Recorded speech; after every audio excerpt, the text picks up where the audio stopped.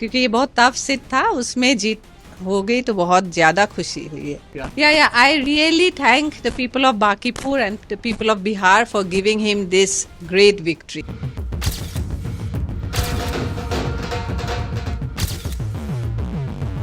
30 साल, जी हां, पूरे 30 साल बाद बिहार की राजनीति में वो हुआ जिसकी शायद ही किसी ने कल्पना की थी।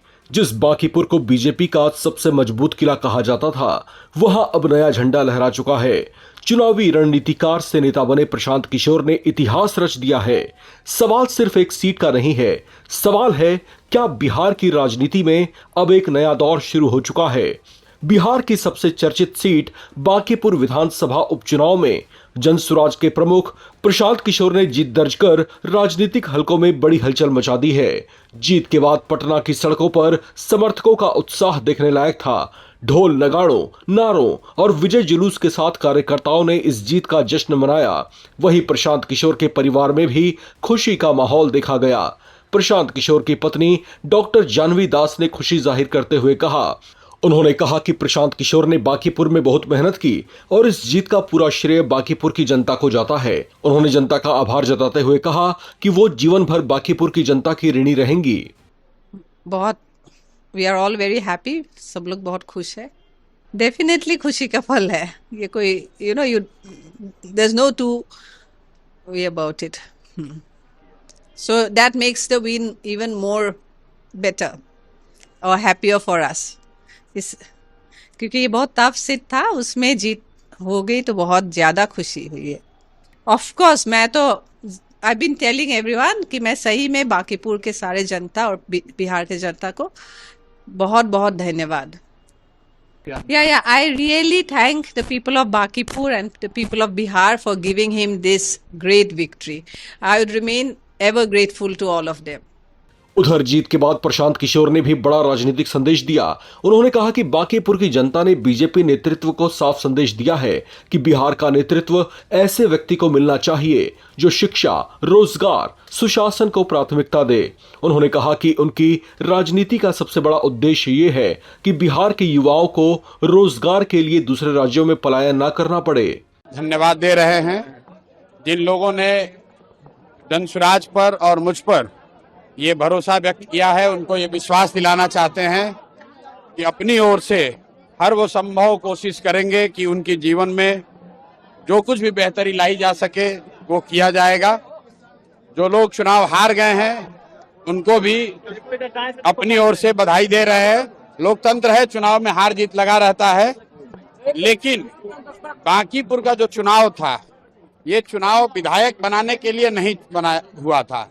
ये पहले दिन से हम लोग कह रहे थे कि बांकीपुर का चुनाव विधायक चुनने के लिए नहीं है। ये बिहार में भाजपा एनडीए की जो सरकार है उसका जो नेतृत्व है उस पर निर्णय लेने के लिए ये चुनाव हो रहा है। और बांकीपुर की जनता ने बड़ा स्पष्ट ये अपनी ओर से और बिहार के लोगों की ओर से ये मत दिया है कि भाजपा के केंद्रीय नेतृत्व को ये सोचना चाहिए, विचार करना चाहिए और बिहार के हित में, बिहार के बच्चों के हित में, बिहार में एक अच्छे व्यक्ति को, चरित्रवान और काबिल व्यक्ति को बिहार की कमान सौंपनी चाहिए। बिहार में हर हालत में शिक्षा हो, रोजगार हो, पलायन रुके, यही संदेश मैं इस जीत में देखता हूं। बिहार के लोग मोदी जी से, अमित शाह जी से, भाजपा के नेतृत्व से ये अपेक्षा कर रखते हैं कि आपको, एनडीए को, भाजपा को जो इतनी बड़ी जीत नवंबर में दी गई है उसके बाद आपकी ये जिम्मेवारी है कि बिहार में ध्वस्त हुई शिक्षा व्यवस्था को सुधारा जाए, बिहार के बच्चों के लिए रोजगार हो और हम लोग के बच्चों को 10-15 हजार रुपए के रोजी रोजगार के लिए बाहर ना जाना पड़े। मोदी जी गुजरात की जितनी चिंता करते हैं, बांकीपुर की जनता ने जो अभी तक मोदी जी के ही वोटर रहे हैं, भाजपा के वोटर रहे हैं, कहीं ना कहीं उन्होंने अपने मत के जरिए मोदी जी को ये संदेश दिया है कि हम लोगों ने भी आपको बनाने में कंधा लगाया है। अगर गुजरात से 25 एमपी जीत कर गए हैं तो बिहार से भी 30 से ज्यादा एमपी एनडीए के जीत कर गए हैं। अगर आप गुजरात की चिंता करते हैं तो ये समय आ गया है कि बिहार के लोगों की भी चिंता कीजिए। सिर्फ बिहार में 4 किलो अनाज और जाति के नाम पर वोट न मांगा जाए। बिहार के लोगों के लिए भी पढ़ाई रोजगार की बात हो, बिहार के बच्चों के लिए भी पलायन को रोकने की बात हो। बांकीपुर के ये का जो आज परिणाम आया है वो बिल्कुल स्पष्ट है।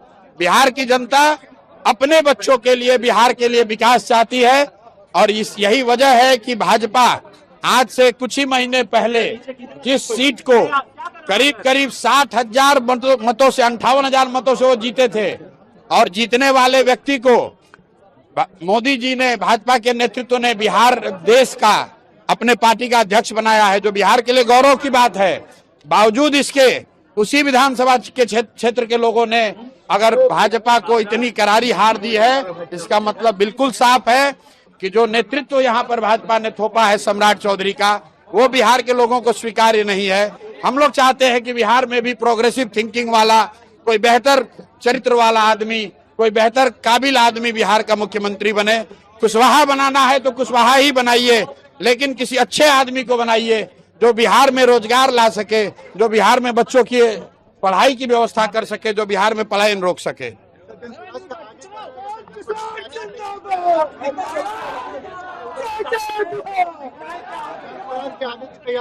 प्राथमिकता ये है कि अगले 3 महीनों में बांकीपुर में आपको विजिबल चेंज दिखेगा, लेकिन उसके लिए आपको हमको 3 महीने का समय देना होगा और मेरी कोशिश होगी कि अगले 1-2 वर्षों में बांकीपुर को आदर्श विधानसभा के तौर पर रखा जाए, ताकि बिहार के जो 242 विधायक हैं उन पर भी लोकतांत्रिक दबाव बने कि एक चुना हुआ प्रतिनिधि अपने लोगों के लिए क्या कुछ कर सकता है। अगर ये हम लोग को उनके लिए सेट करना है पैमाना, तो मुझे और ज्यादा मेहनत करने की जरूरत है और अगले 3-4 महीनों में आप देखेंगे और निश्चित तौर पर आने वाले 1 से 2 साल में बांकीपुर में आपको वो चीज दिखेगी कि अगर ईमानदारी से कोई प्रयास करे तो निश्चित तौर पर लोगों की जिंदगी में फर्क लाया जा सकता है। चेहरा भी के तौर पे भी लोग आपको देख रहे हैं। भाई देखिए, मेरे दरवाजे बांकीपुर के लोगों के लिए ही नहीं, पूरे बिहार के हर उस व्यक्ति के लिए खुले हुए हैं जिसका ये भरोसा है कि प्रशांत किशोर या धनसुराज उनकी कुछ मदद कर सकते हैं। हम लोग की आवाज अभी आज एक विधायक की ही है, लेकिन जब विधायक नहीं थे तो भी पूरे बिहार में जहां पर भी व्यवस्था से लोग पीड़ित थे उनकी आवाज उठा रहे थे और अब उसको और मजबूती से उठाएंगे।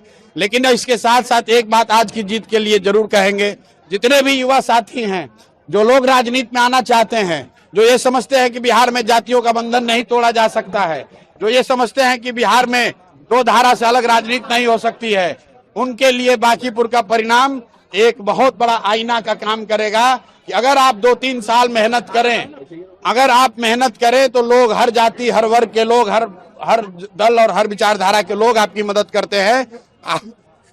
मैंने देखिए बांकीपुर में कोई ऐसा बड़ा काम नहीं किया है, लेकिन 30 दिन के प्रयास में 30 साल का भाजपा का किला ढहा है। उसकी एक वजह यह रही है कि 3-3.5 बरस जो मैंने प्रयास बिहार में किया है, बांकीपुर की जनता ने कहीं न कहीं उसको देखा है और उसी काम को देखकर ये भरोसा जताया है। तो मैं बिहार में युवाओं से, खासकर ऐसे लोगों को जो राजनीति करना चाहते हैं, उनको ये बताना चाहता हूं कि अगर प्रशांत किशोर ये कर सकते हैं तो आप भी अपने विधानसभा क्षेत्र में कर सकते हैं। जरूरत इस बात की है कि अगले 3 बरस 4 बरस आंख बंद करके लोगों के बीच रहिए, लोगों के साथ काम कीजिए, जाति, धर्म, नेता, समीकरण सब भूल जाइए। अगर 3 साल 4 साल आप मेहनत करेंगे, जनता हर हालत में आपको जिताएगी, कहीं कोई रोक नहीं सकता है।